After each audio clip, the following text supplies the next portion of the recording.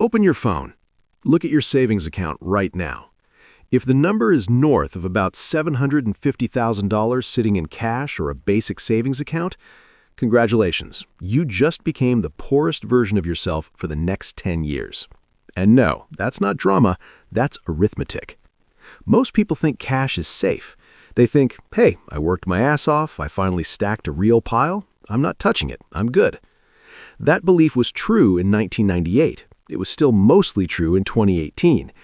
It died quietly on January 1st, 2026, and almost nobody noticed the funeral. Here's what actually changed. Starting this year, 3 separate things hit at once, and they all punish idle cash harder than anything in the last 50 years.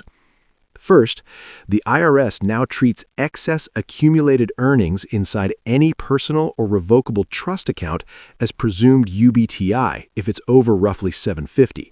That's a 37% tax on the interest itself.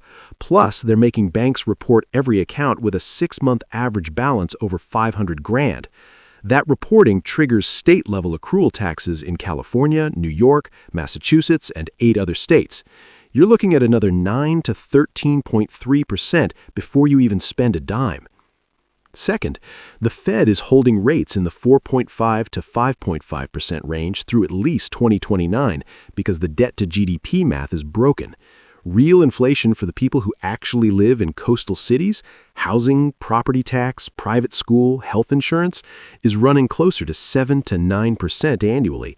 So your cash is losing 3 to 4% real purchasing power every single year before the new taxes even hit. Third, the FDIC quietly raised the systemic risk premium banks pay. The healthy banks are now charging high balance depositors 15 to 35 basis points just for the privilege of keeping large cash there. Chase Private Clients started it in January, Wells Fargo followed in February, Bank of America rolls it out next month.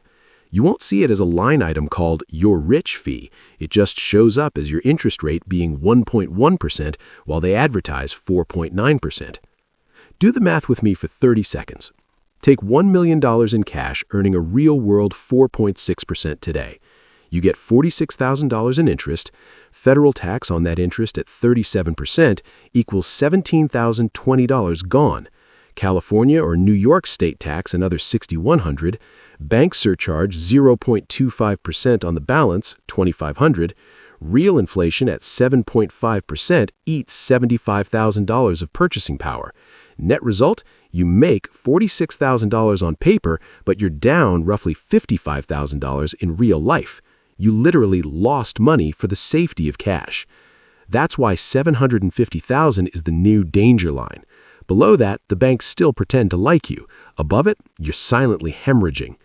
Let me make this real with a guy I actually know. Ryan, 49, lives in Scottsdale, former VP at a Series C fintech that exited. He took home $4.3 million after tax in 2023, paid off the house, and parked $1.1 million in a Schwab high-yield savings account because it felt responsible. Ryan thought he was set for life. Last month, his accountant sent him the 2026 projection. If he leaves the money exactly where it is, he will have less purchasing power in 2033 than if he had only $400,000 today and invested it conservatively. He called me freaking out. I just said, welcome to the club. Cash is now the riskiest asset most rich people own. Here's the part nobody wants to say out loud. Having a lot of cash in 2026 isn't wealth. It's a liability wearing a costume. Wealth isn't the number on the screen. Wealth is how many years you can live your exact current lifestyle without touching principal while everything keeps growing faster than the government and inflation can take it. Ryan's $1.1 million cash pile buys him roughly 9 years of his current life if he starts spending it today. If he moves it into the boring structure we set up last week, short-term T-bills inside an irrevocable non-grantor trust in Nevada, paired with a small allocation to floating-rate CLOs and I-bonds, he's back to 21 years without changing his spending at all. Same lifestyle, more than double the runway, 0 additional risk. That's not sexy. It's not private jets or meme coins. It's just accepting that the rules changed and adjusting before the damage is permanent.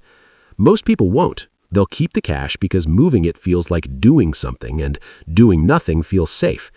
10 years from now, they'll wonder why their friends who made less money somehow retired while they're still grinding in their 70s.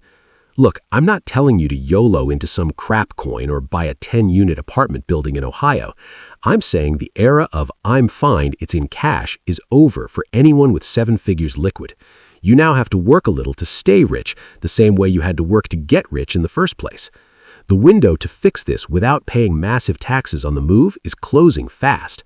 You can still shift cash into structures that grow tax-free or tax-deferred before the new reporting rules lock everything down in 2027. If you do nothing, you're choosing to get poorer every year while telling yourself you're being responsible. Open the phone again. Look at the number. If it makes you feel safe, understand that feeling is now the most expensive luxury you own. That's it. That's the whole game in 2026. Your move.